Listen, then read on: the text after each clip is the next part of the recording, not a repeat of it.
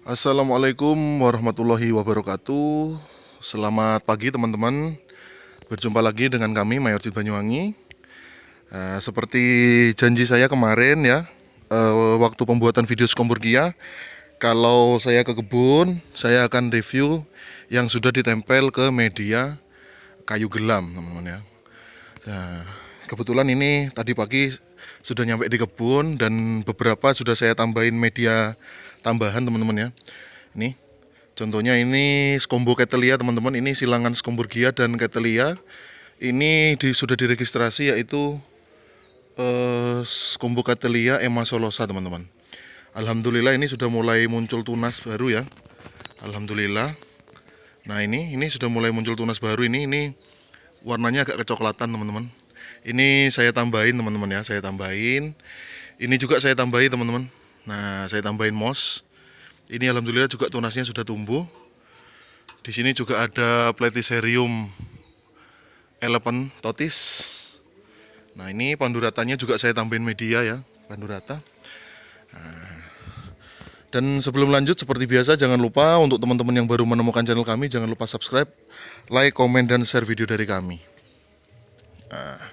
Oke teman-teman, sebelumnya saya jelaskan sedikit mengenai asal muasal Skomburgia ini teman-teman.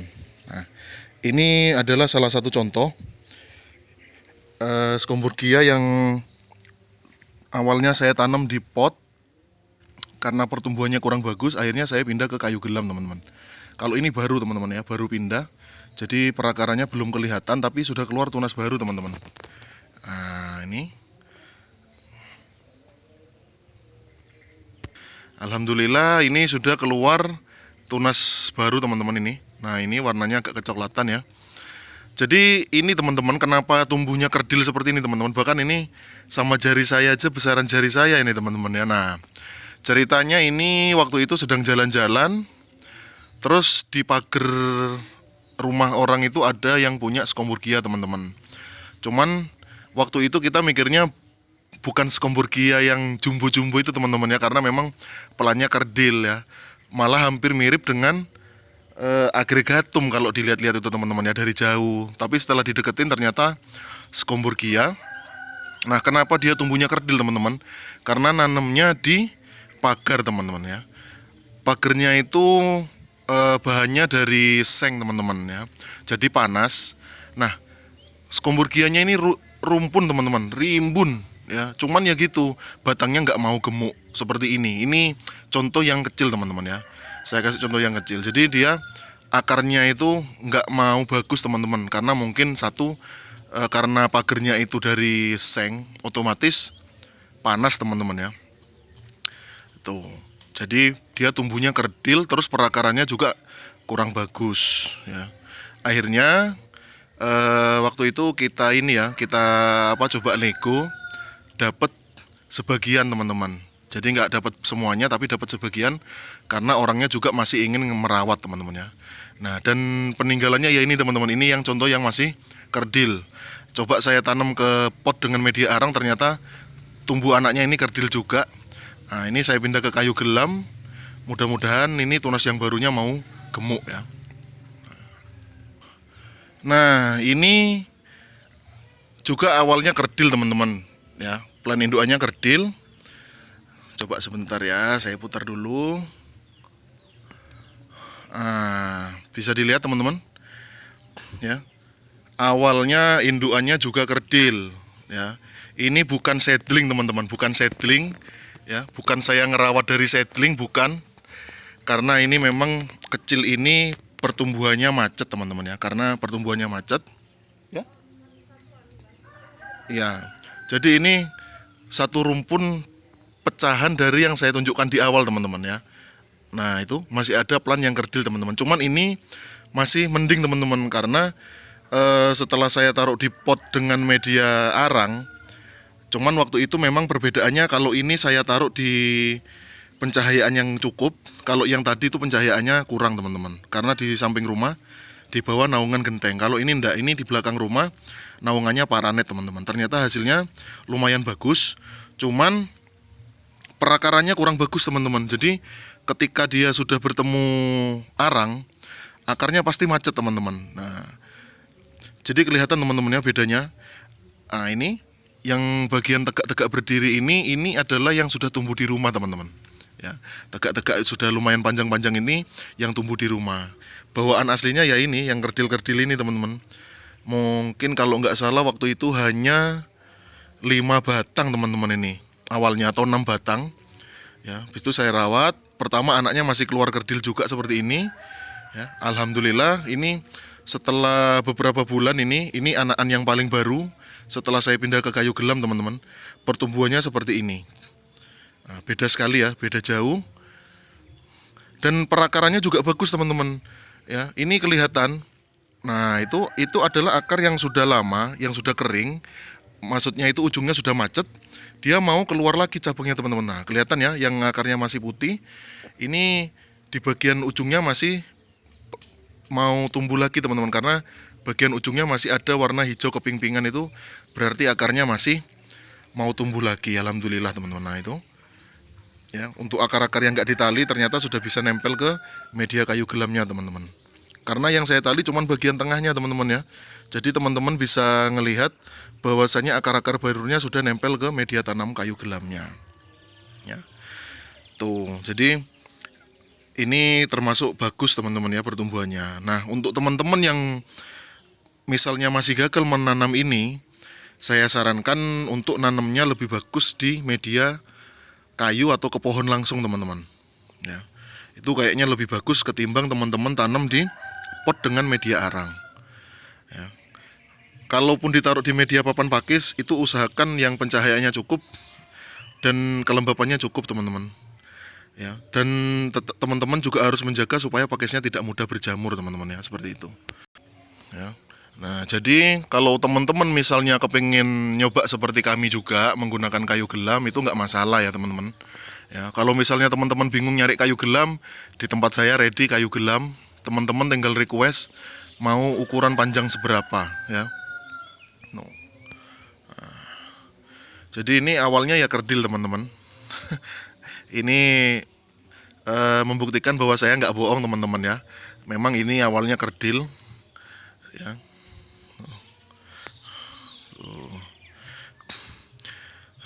Dan terima kasih untuk kemarin yang sudah bantu ngasih saran teman-teman ya.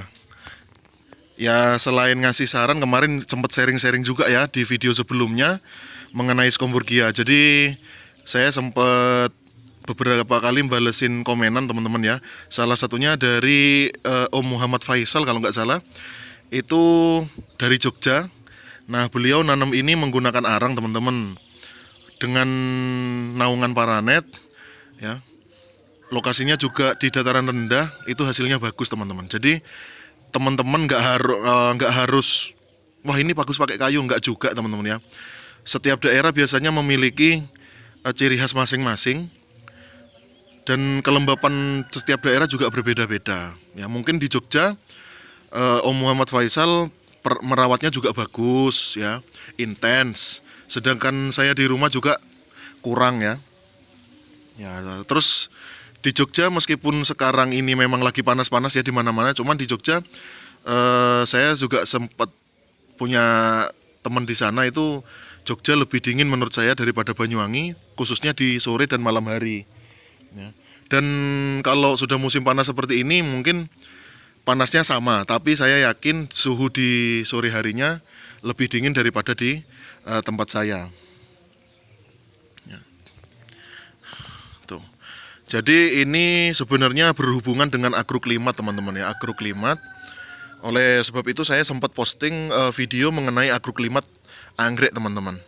Ya. Jadi mungkin di rumahnya Om Muhammad Faisal agroklimatnya cocok dari pencahayaan, suhu, ya, terus anginnya juga dapet, ya, itu teman-teman. Kalau saya itu sebenarnya kenapa di pot itu gagal teman-teman, satu, media tanamnya berjamur, karena memang pencahayaannya kurang, anginnya juga kurang, ya. Jadi angin yang masuk kurang, pencahayaannya kurang, sehingga kalau sudah disiram itu nggak langsung mau kelembapannya itu nggak mau berangsur-angsur kurang, itu enggak teman-teman, tetap lembab terus ya di dalam pot, akhirnya mudah berjamur ya. Sedangkan kalau ada pencahayaan yang cukup dan angin yang cukup itu, meskipun kita gelocor dengan air yang banyak, ya, kita siram sampai banyak, itu dia akan cepat poros teman-teman, ya. Dan nggak sampai menggenang teman-teman ya, otomatis dia akan berangsur-angsur itu airnya akan mengering. Nah itu nanti sore hari bisa disiram lagi, ya. Tapi waktu itu saya kondisinya pagi siram, sore disiram, ternyata medianya masih basah teman-teman ya. Nah jadi buat teman-teman yang memang masih gagal nanam ini, teman-teman harus perhatikan itu. Kalau misalnya teman-teman pakai media arang kurang cocok seperti saya, teman-teman bisa langsung ganti dengan media tanam yang lain ya. Tuh, jadi teman-teman bisa tahu nantinya akan ketemu sendiri media tanam apa yang cocok untuk anggrek Scomburgia ini di tempat teman-teman ya, seperti itu. Jadi teman-teman, di sini juga saya ingin menginformasikan bahwasanya kalau teman-teman beli anggrek ya, seperti pengalaman saya beli satu jenis anggrek beberapa ya, satu jenis saya beli beberapa. Nah itu kata penjual ini cocoknya pakai media misalnya sekam dan tanah misalnya ya, untuk anggrek tanah misalnya. Nah ternyata di rumah saya kalau dicampur sekam sama tanah hasilnya kurang bagus teman-teman ya. Nah seperti ya Scomburgia ini teman-teman, saya ini nggak semuanya ditanam ke media arang ya. Ini saya coba di media papan pakis juga ya. Kemarin juga sudah saya tunjukkan ke video sebelumnya. Saya tanam di media papan pakis, kemudian saya tanam di pot dengan media arang ya. Waktu itu saya memang belum punya stok kayu gelam, dan saya juga masih belum tahu informasi mengenai kayu gelam teman-teman ya. Nah tapi setelah saya tahu ada kayu gelam cocok untuk anggrek, itu saya coba Dendrobium, perakarannya bagus ya. Nah akhirnya saya nyoba Scomburgia, dan ini Scomburgia ini ada dua teman-teman. Cuman ini saya tunjukkan yang memang ukuran anaknya sudah berbeda dengan indukannya ya. Jadi kalau teman-teman dapat masukan dari seller, penanamannya yang bagus menggunakan media ini. Sebagai contoh medianya mungkin pakis cacah ya. Nah itu contohnya kayak Pandurata harus menggunakan pakis cacah misalnya kata sellernya. Tapi belum tentu di tempat teman-teman menggunakan pakis cacah bagus ya. Sama di tempat kami juga gitu. Pertama-tama nanam papio awalnya menggunakan sekam ya, campur dengan kompos.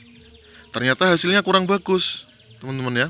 Akhirnya sekarang kami menanam papio menggunakan pakis cacah ya, dengan metode airnya mengenang di bagian bawah. Alhamdulillah papio mau hidup di dataran rendah di tempat kami, yang notabene itu rendah sekali teman-teman. Mungkin hanya 5 mdpl di rumah saya itu teman-teman ya papionya.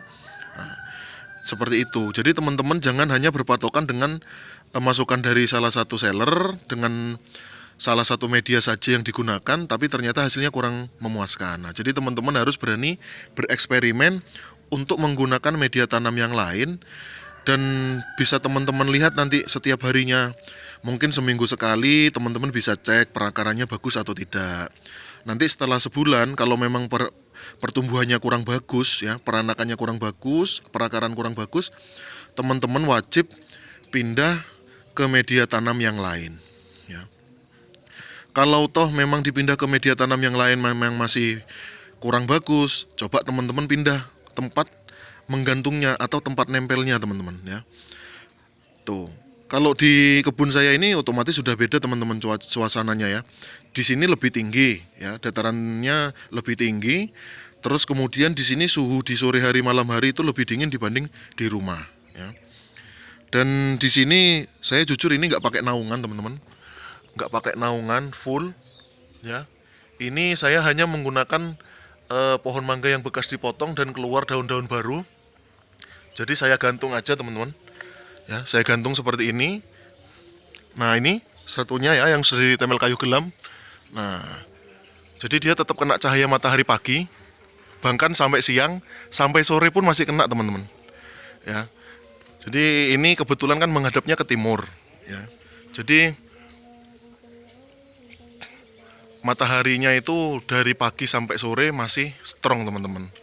Ya, cuman ya ini paling kalau siang agak kekurangan sama ini daun pepaya sama daun mangga teman-teman. Ya. Nah ini malah dari pagi sampai siang sampai sore ini bakalan kena terus nih ya bagian oncidium. Nah, seperti itu. Jadi seperti yang saya sebutkan di video-video sebelumnya, untuk yang berada di dataran tinggi ya dataran menengah lah ya, kisaran 500 mdpl sampai 1000 mdpl itu paling enak lah mau merawat anggrek jenis apapun insya Allah bisa survive ya teman-teman. Dibanding yang ada di dataran rendah itu otomatis lebih rumit karena kita harus belajar lebih banyak mengenai trik-trik supaya anggrek-anggrek yang seharusnya tidak cocok di dataran rendah bisa hidup teman-teman ya. Bisa hidup itu aja sudah bagus seperti itu teman-teman. Jadi teman-teman bisa lihat juga ini di scaler ya. Saya tempel di media papan pakis, saya gantung, itu perakarannya bagus teman-teman. Bahkan anaknya aja lebih gemuk daripada indukannya teman-teman. Jadi di sini memang agroklimatnya dapat ya teman-teman ya. Tuh. Dan ini spektabil sudah makin rimbun ya. Sudah makin rimbun. Ini spektabil ini termasuk pengorbanan ini teman-teman. Apa ya, perjudian ya, karena ini saya percobaan nanam anggrek pertama kali di sini langsung spektabil teman-teman. Padahal spektabil ini termasuk rare item ya. Ya, harganya lumayan anget teman-teman ya. Tapi langsung saya tanam di sini dan alhamdulillah ini tunasnya sudah tumbuh ada sekitar 5 batang teman-teman. Ini sekarang yang terbaru ada 2 batang ya. Mudah-mudahan di sini nanti sampai bisa tambah rimbun, juga bisa sampai bunga teman-teman. Ya, amin. Dan ini untuk yang lain-lainnya ada Fimbriatum, kemudian Phalaenopsis scaleriana juga ada. Tuh. Jadi buat teman-teman yang ada di dataran rendah, tetap semangat merawat anggreknya, nggak usah pesimis ya. Tuh, namanya orang usaha pasti juga ada gagalnya. Tapi kalau kita mau belajar, kita tekuni, insya Allah pasti kita akan menemukan jalan yang bagus. Dan kalau memang teman-teman merasa kesusahan, lebih baik teman-teman carilah anggrek yang sesuai dengan karakter agroklimat yang ada di tempat teman-teman. Itu mungkin lebih bagus supaya tidak terlalu beresiko ya. Oke, teman-teman mungkin itu saja yang bisa saya sampaikan untuk video kali ini. Ya, saya mau lanjut bersih-bersih kebun lagi teman-teman ya. Jadi ini nanti bagian sini sudah kosong, sudah nggak ada yang mengganggu lagi. Tinggal ini pohon pepaya 1. Insya Allah nanti kalau sudah tiba waktunya di sini akan saya pasangin paranet ya, supaya nanti bisa naruh rak di bawahnya untuk anggrek-anggrek ya, supaya lebih banyak lagi di sini ngisinya. Oke, sampai jumpa lagi di video saya selanjutnya. Jangan lupa tetap jaga kesehatan. Semoga anggrek teman-teman semuanya makin subur, segera berbakti tentunya. Saksikan terus video dari kami, Mayorcid Banyuwangi.